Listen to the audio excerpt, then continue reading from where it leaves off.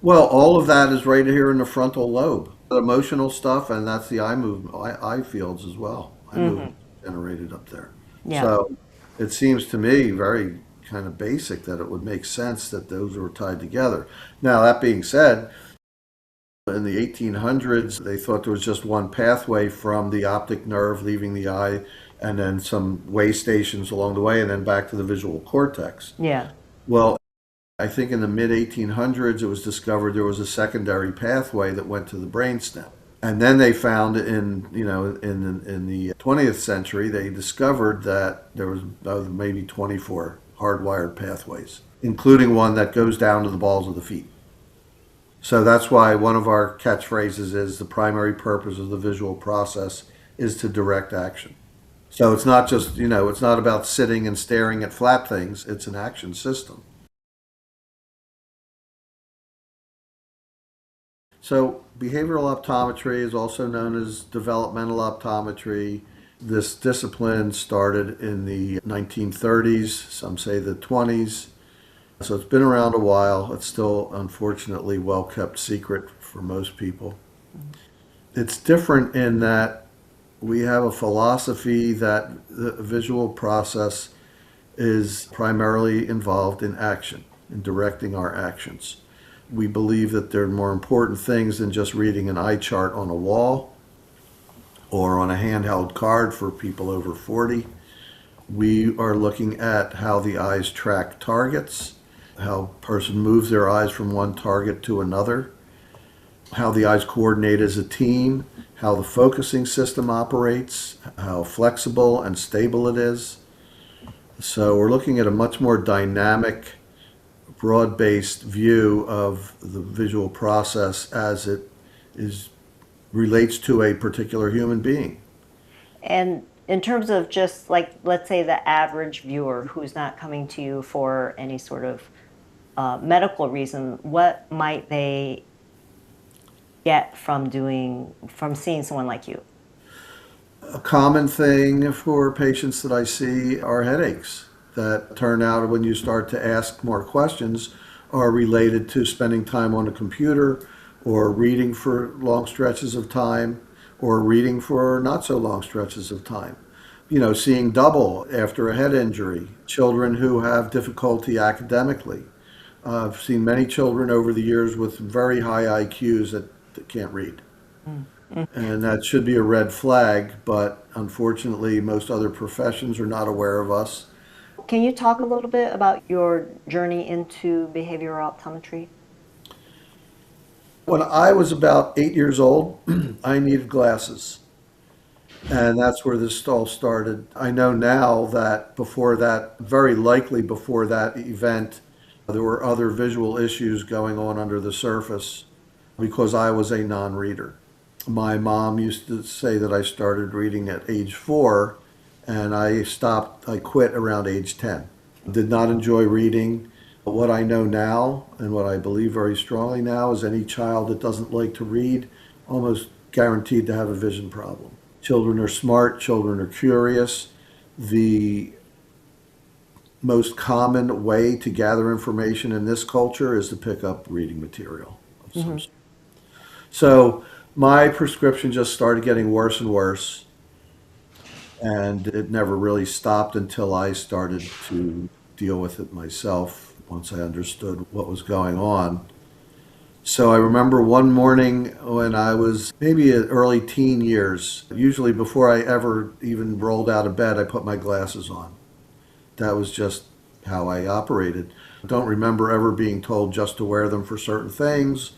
And, as soon as I got them, I think I just wore them all the time, which we can talk about later because that's another big issue.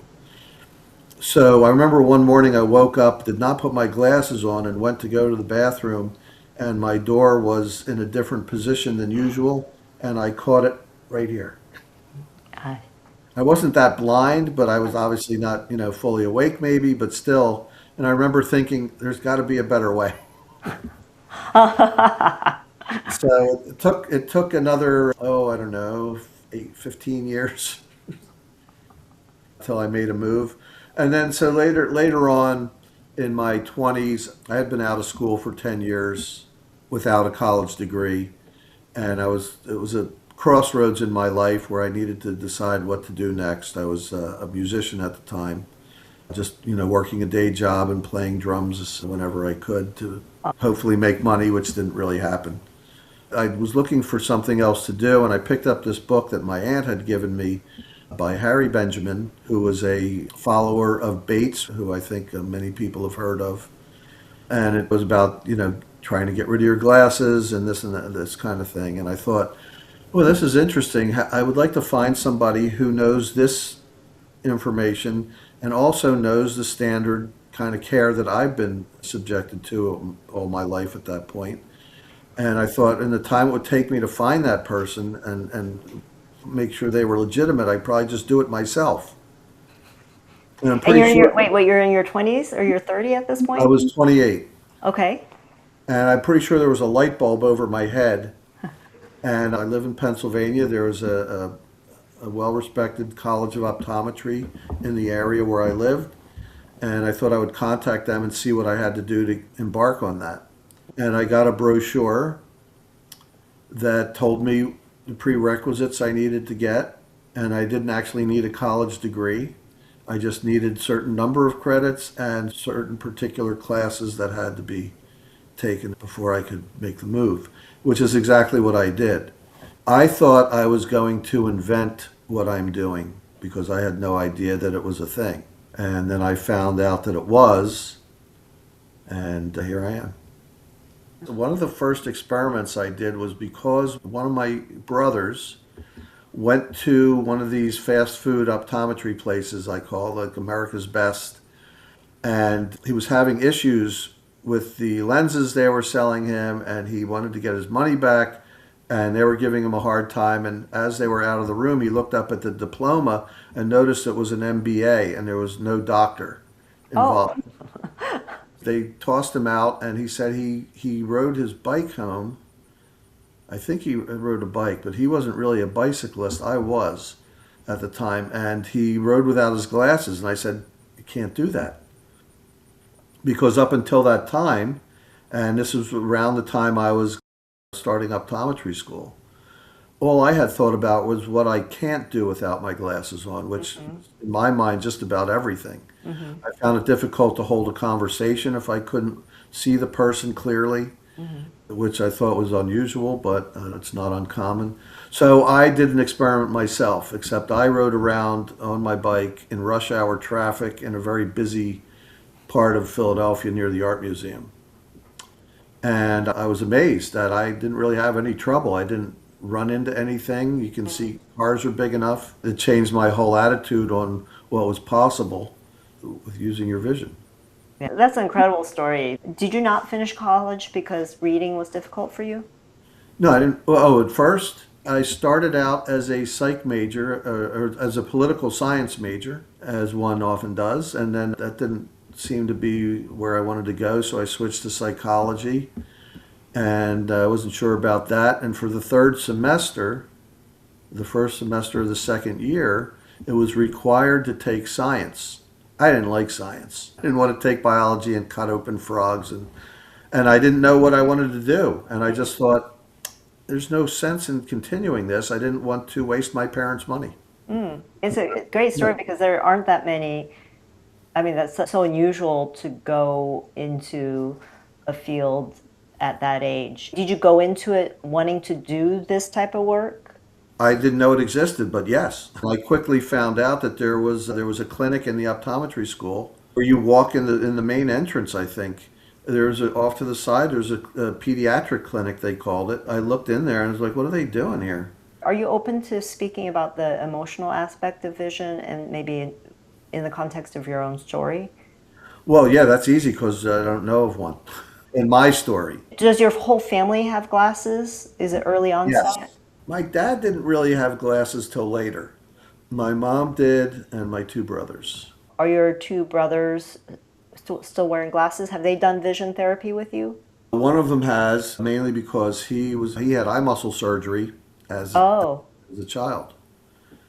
And I didn't even know that. And he actually had done vision therapy a little bit. But I had, again, he was 13, I was 16, Yeah. 17. It's like, Yeah. what do I care? It was funny because there was a Super Bowl halftime that was in 3D, and everybody was getting these 3D glasses at the Yeah. 7-Eleven or something. Yeah. And so I was watching the game with him, and I'm watching this 3D stuff, and he says, I don't see it, it's all flat. But really, you need to come in the office. So I examined him, and I said, oh, yeah, look at this. So he was able to start seeing 3D movies. Of course, now that he's in his late 60s, he's starting to have some issues, though, where the double vision's coming back. So we're Have you working. heard Well, that? I mean, everybody responds to their environment differently as well. So you don't Hmm. necessarily need one of the top 10 events to take on something that's maybe more than you should have taken on. I've certainly worked with folks. I had a patient very early on who just broke down in tears having a memory come back, childhood, related to her vision. She had had eye muscle surgery. She had been, I would have to say, abused by teachers emotionally, and that sort of came flooding back. And we talked through it. I'm not a psychotherapist, but I think a reasonable human being, and we got over the hump. I did want to talk about that, the memory and the eye movement. Do you know of any recent research with the when I came across the scan path, and they're seeing that there's this correlation of eye movement as if you're creating the immersive experience of a memory as it happens, and then you have the same eye tracking when you recall that memory.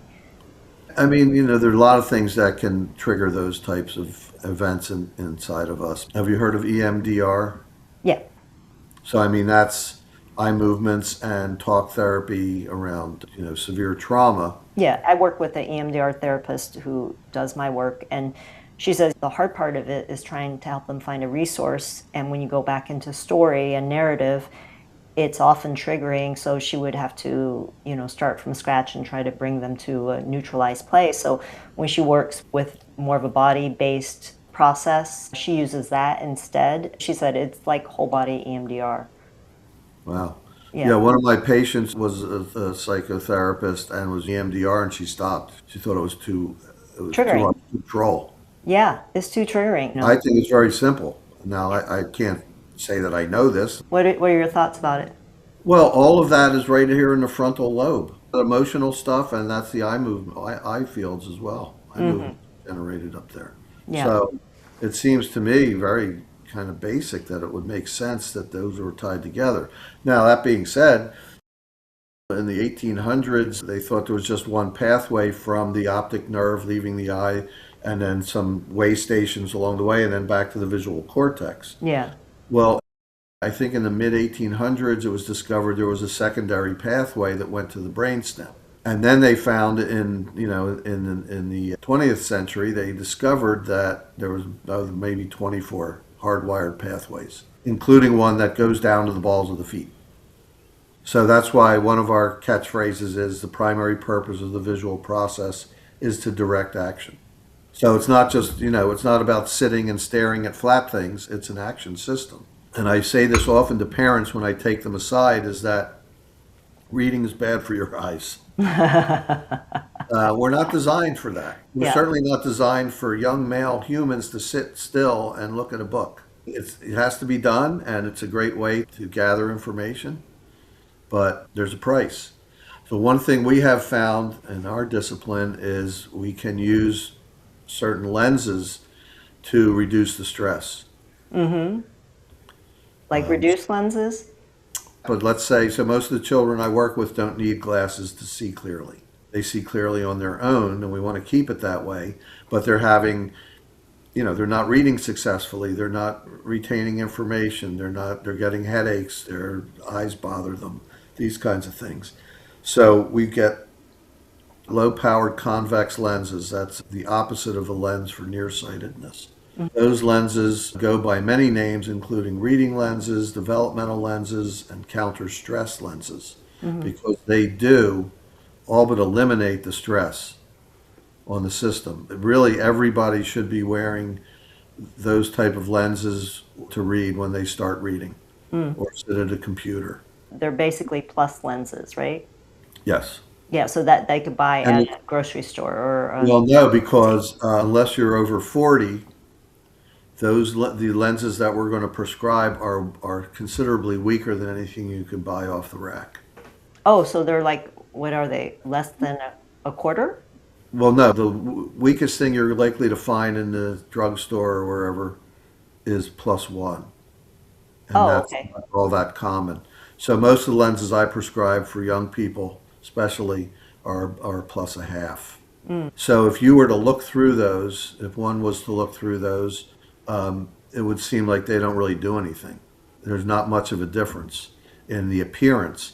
But the point is, and this is a big theme for me in general in prescribing, is most glasses that are prescribed that are called corrective lenses, which is a term I will not use Hmm. because they do not, if they corrected, then you wouldn't need them after the problem was Right. corrected. They're a compensating lens, they're a crutch. The way I describe them to people on a regular basis is that they're bossing you around. I feel that most prescriptions have more to do with the person prescribing them than the person wearing them. Mm. And so my other bumper sticker is I prescribe very few glasses for seeing, but mostly for being. So it's about helping you to function and helping you to be less stressed out, either consciously or subconsciously. But so the glasses themselves don't seem like they do much, but again, they're just a catalyst to help the system work more efficiently without doing the work itself. So my vision therapy and my prescribing and all my work is about trying to help a person do better from the inside out as opposed to having a device do the work from the outside in. The lenses are very powerful. The most common response, especially from kids, young kids, is these don't do anything. That's okay for me. And the second most common is, oh, they make things bigger, which it is a magnification. It's very minimal. If you're noticing that, that's a pretty high level awareness and Hmm. sensitivity. But a reasonable percentage of time, people put them on and they immediately know that they're good, that Mm. there's a difference, that it's helpful. And I have plenty of times where a parent calls up and says, with even very young 4 and 5 year old children, and say, well, that we just got the glasses and my child won't wear them, and I recommend that they don't make them wear them, especially if they're going to come and see me. It's like I just say, don't bother using those for now. Let's come in and see. And all too often, I see glasses that make people see worse. So how long do they wear the glasses? Is it just what for the rest of their lives when they're seeing? My recommendation is that, as I mentioned, I think everybody should be wearing something to sit down and read or look at a computer for Hmm. any length of time, not for a quick glance at a phone or just looking something up quickly on a computer. But if you're going to be there for more than 10, 15 minutes Hmm. and you're going to get engrossed in something, you're much better off having a device. It's like anything else, the right tool for the job. Hmm. Right, right. So the other thing with lenses, if you're nearsighted and you need an artificial device to see in the distance, that prescription is designed for what's called optical infinity, Hmm. and that is simply 20 feet. The premise is that the focusing system is generally just pretty much relaxed at that distance. It has no need to, change for closer viewing. So anything that's closer than that 20 feet and you're wearing glasses that are designed for that distance, you're now working much harder Yeah, with lenses that are not appropriate for what you're doing. yeah. The closer the task, the less appropriate that prescription is. But when you're now within arm's reach, within 16 inches or so, which is a typical working distance, those glasses are completely inappropriate and likely to make your eyes worse and cause you to need a stronger prescription. And then you keep doing the same thing and it just keeps going. At some point, it stops. I've never heard anybody consider why it stops, Hmm. but it usually does before your eyes like explode because generally, if you're nearsighted, the eye is lengthening Hmm. and it's stretching, and that is still a leading cause of blindness in the world because if the eye stretches enough, you're going to have damage. And if it's bad enough, it could result in blindness. I don't know what the numbers are, but that's still a statistic that's thrown around pretty well. Yeah. So we're trying to cut back on the stress. I reduce prescriptions routinely. In fact, the last 5 adult patients, actually, they weren't all adults.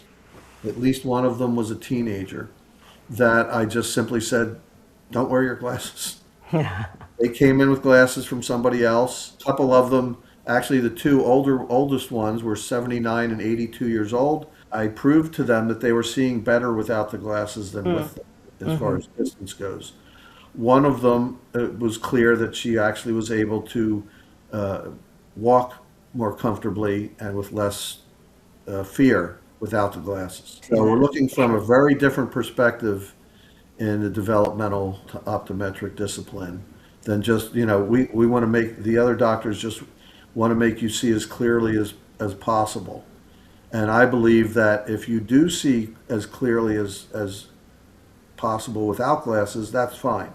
If you need an artificial device to achieve that, I want to be careful and I want to know what we're giving up for that to take place, because there's no free lunch.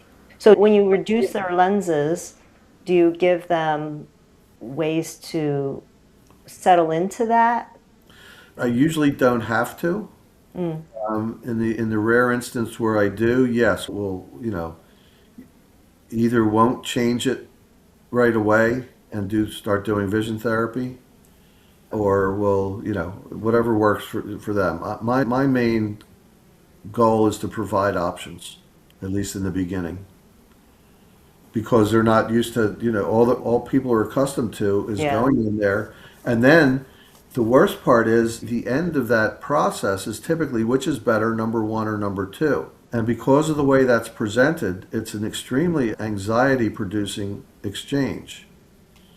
All doctors would need to do to change that, and I don't know if most of them even notice that their patients are very anxious about that, because it probably isn't said most of the time, but I've certainly seen enough people to know that that's happening, even though I don't even really do that most of the time.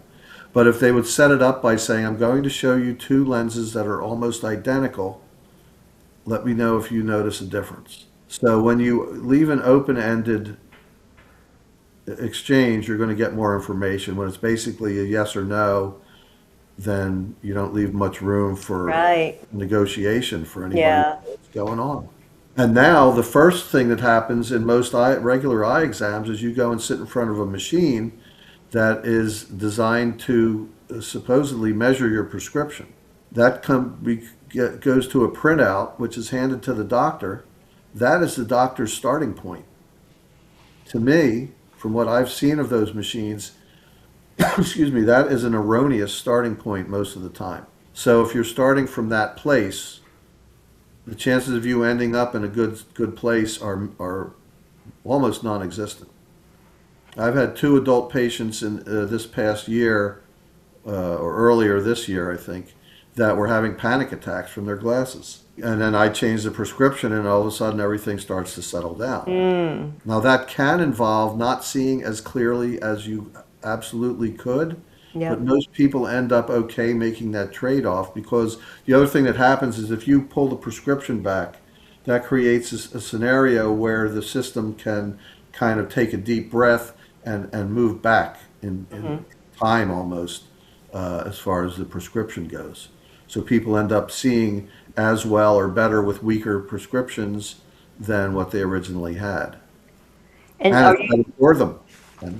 Are you taking them through a program where you're reducing their prescription deliberately, or you're just looking to work with the symptoms that they come in with? One of the few things I learned quickly was that for a person to start moving, they've got to get out of the habitual prescription that they were in. Because that prescription was based on the past. And I'm prescribing based on where we would like to see things go in the future. So it's a completely different philosophy.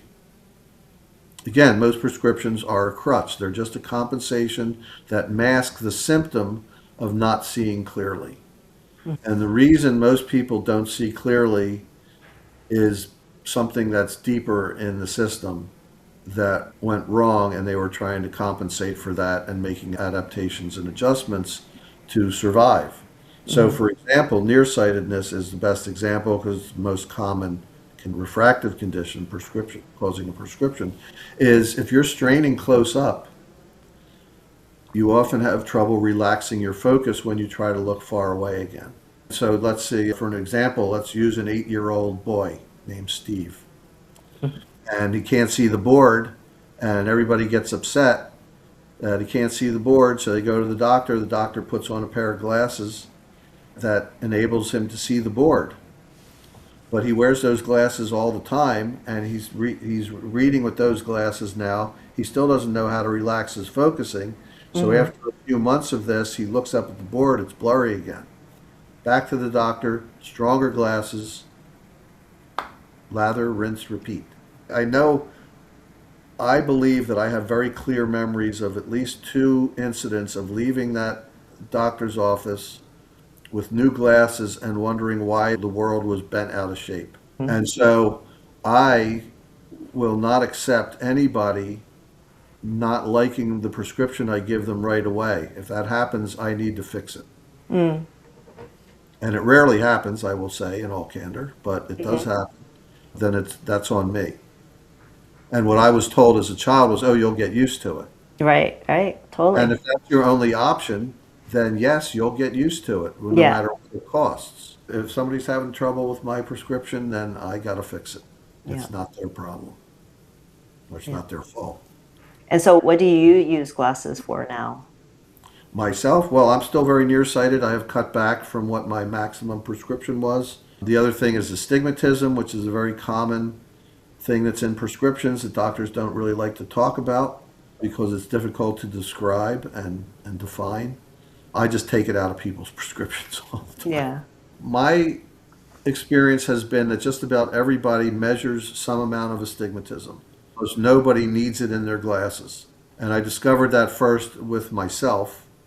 We were working in the lab in school, and I asked somebody to take the astigmatism out of the big instrument you look through when you're getting a prescription.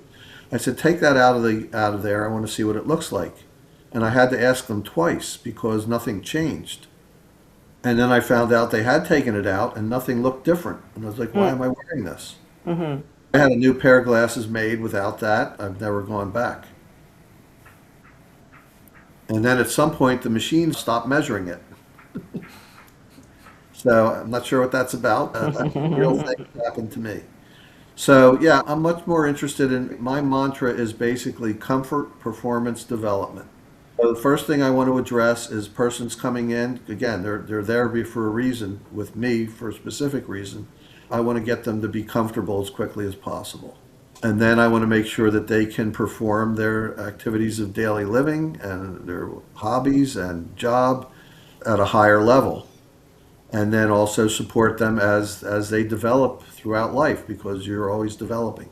When we spoke earlier, you said you were talking about Bates being, because we know so much more about the visual system now. What are some of the highlights of what we know today that he didn't know at the time?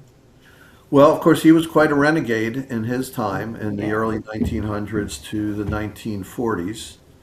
And, you know, some of his theories have not been borne out over time, but to me, the basic thing that he had right was talking about relaxation. I mean, it's really never a bad idea. Most of his techniques were really geared more towards relaxation. He did talk about fixation a lot, which you talked about in your video. And, you know, there's something to be said for that. I'm going to go on a little tangent here, but one of the most common things that is going on for people that I work with is, and for most people even, I bet, even that don't have clinically significant issues at that point, we're not looking exactly where we think we are. Yeah. It's very common. Yeah. And if you're off just by a little bit, now the whole system has to compensate minute by minute for everything you do and to adjust for that. And that, you know, throws a lot of stress into the system. So Bates was, again, as interesting as he was and innovative as he was, you know, based on today, kind of low level. In my book, I describe him as being like the voyages of Magellan, and behavioral optometry is like space travel compared to Yeah. what he was doing. Yeah. So, because we now know more about how binocularity, eye teaming, how important that is, and how just basic eye movements. One of the Mm. things I do Yeah, because with he didn't patients, really talk about that too much. The eye no, coordination, that wasn't something that he talked about too much. no, because it wasn't really thinking, It even wasn't a it thing. Yeah. wasn't really thinking about that. I Yeah. mean, he did talk about what they called squint, which we call strabismus, which is an eye teaming issue, and the eyes aren't straight or aren't working together properly. But he was still doing it. Mostly his relaxation techniques were geared towards getting at that. So now we have vision therapy, which is fairly quite sophisticated, really. Even without the VR equipment that's now in use, even just basic real time, real space vision therapy helps a person understand how they're using their eyes together. Yeah. Still feel like, for very specific cases, we are using vision a little bit more. I mean, we're using it on a very sophisticated level, like, for strokes or eye teaming for high level sports. But for the average person, they are not getting as much out of their visual system as they can Well, because no, because again, they don't have proper lenses for close work. yeah. Hmm. So right off the bat, you're causing a lot of problems, and a lot of it's nearsightedness too. But vision therapy would benefit pretty much anybody in the human race. Right. Even if they didn't have issues, they could get enhancement. And do you have like a program, like a self-guided daily vision hygiene program that they could use to benefit?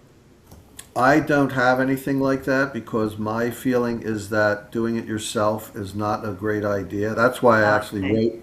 wrote my first book, Okay. was to tell people what's going on, because all these do-it-yourself books that are out there, these websites or books, I've Uh-huh. read many of them over the years. As I was getting into the profession, I read, I don't know, a couple dozen different books, and they are all full of activities and Bates techniques. And Hmm. my feeling is that if you are trying to monitor the things that I'm looking at while you're doing therapy, you can't do the procedure because you're too busy trying to be on the outside looking in, like Mm. monitoring your posture and your breathing and your Hmm. movements.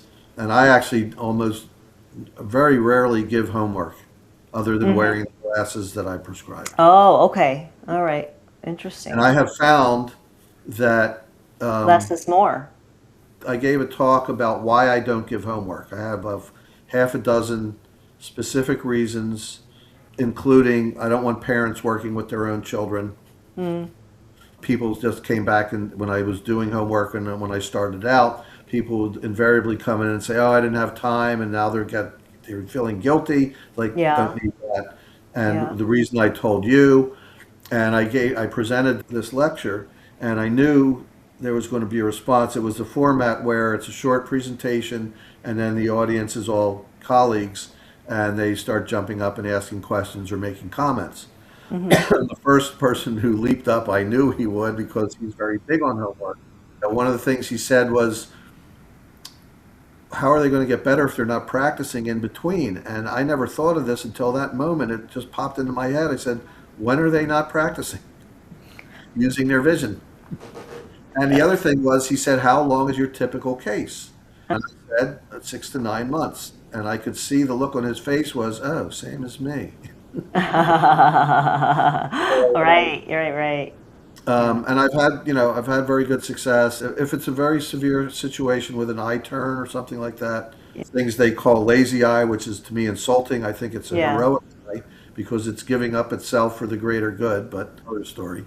In those cases, I might have them do some certain things at home, low Mhm. impact, low stress, low time commitment, I which love that. That's really great because I try to teach people this inner posture orientation as not exercises to do. And I always have to completely repeat that all the time because we're so used to, like, I do X to get Y, but it's really shifting how you are in the moment, how you're present, how you're paying attention, how you interface with the environment. And so, yeah, you're never not practicing. But I think for people who are trying to change something that feels so a part of them or ingrained, they feel like they need something to help them keep creating incremental changes, or else they'll be overwhelmed. And this is why I work with vision, the auditory system, and the postural system together and triangulate them so they have different cues they can go to as they learn it, and they could just play with it and have it be like a theme for a week, a month, or whatever, as they start to change within themselves. But it's a tricky thing, but with vision, I totally understand how less can be more. And But yeah, and I think there's a big difference between the energy of when you're working on something versus when you feel like you have completed a program of some sort. And mm, now you're not using as much conscious attention, and mm, now it's just becoming ingrained. mhm. And that's why what I typically see is someone who finishes a vision therapy program, when I reevaluate them down the road just to see how they're doing, they're actually still getting better. And I think it's an emotional release that even though my therapy environment is pretty lighthearted, but it's still work. You're consciously trying to fix something for yourself.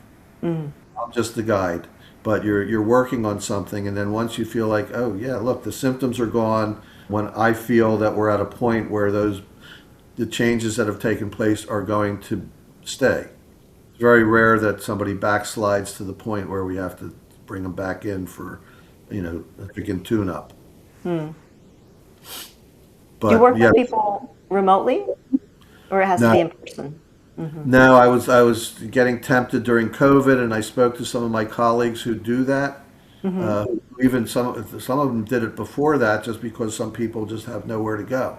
Yeah. And when they described how they were doing it, I just said that's not for me. Mm. I mean, actually, that's not entirely true because I worked with a family in Malaysia Hmm. over email. I didn't even have Skype or anything. Oh, really? How'd that go? It was unbelievable.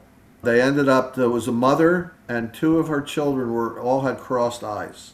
The mother was unsatisfied by the care she was getting locally and started doing her own vision therapy program. She did research, she bought some, minor equipment and was working with her children.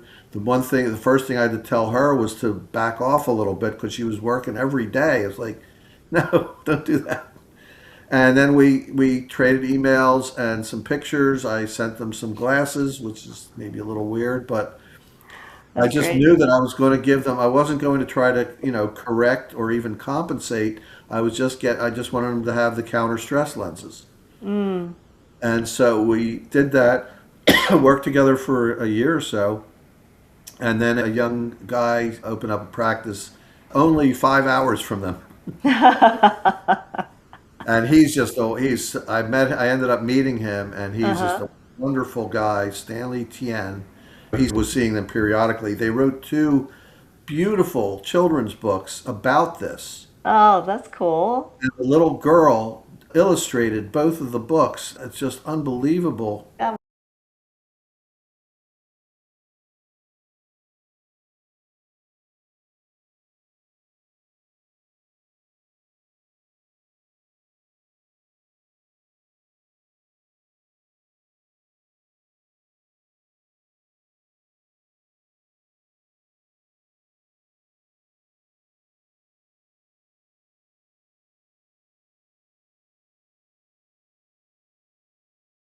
If people watch this and they want to work with you, if they're not in the area. You can read my book. Okay. All right. Right. I actually have two books. One of them is about strabismus. Uh-huh. So that's the eye teaming, somebody who has a crossed eye or an eye that drifts out. Because a lot of times when you get these eye muscle surgeries, you need another surgery. Yeah, I know. You have to retrain the software. Yeah, because they do not seem to understand that the brain's involved.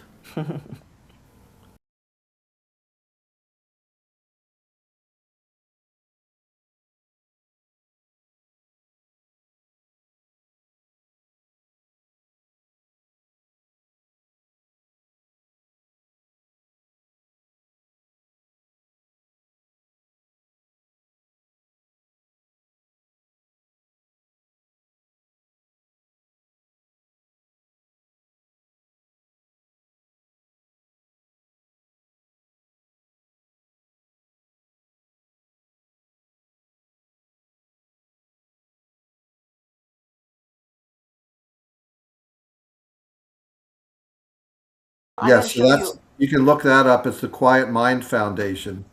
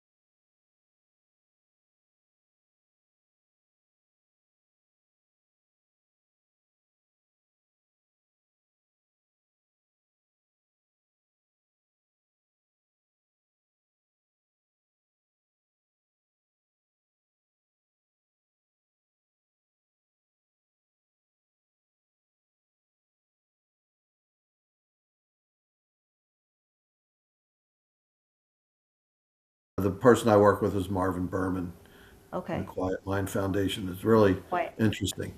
When I talk about myopia, I'm talking about short-sighted thinking and Mm-hmm. behavior, whereas nearsightedness is a condition where you need lenses to see far away. Now, they often go Great. hand in hand, but if nothing more than for discussion's sake, is to talk about that. And 2020 is what everybody thinks is perfect Yeah. and is all that most eye exams are geared towards. Yeah. And, I have tons of, mostly adults that, you can tell they're getting anxious trying to read the chart. I have to say, this is the least important thing we're going to look at in our time together. I think that most doctors think that even a lot of my colleagues are taught and still believe that the first thing you need to do is make sure the person sees as clearly as possible. I completely disagree with that. I think Yeah. you want to get them comfortable and performing and developing, and that clarity often will come out of that, or at least Mm. more of it than was there before. So I want to see what they're capable of before piling on the lenses. I want to tell you my other book title. It's a parent guide to strabismus, eye muscle surgery, and vision therapy. I gradually started working with younger and younger children over the years, and then when I finally got down to 2 year olds, it was only because they had crossed eyes and the parents didn't want surgery.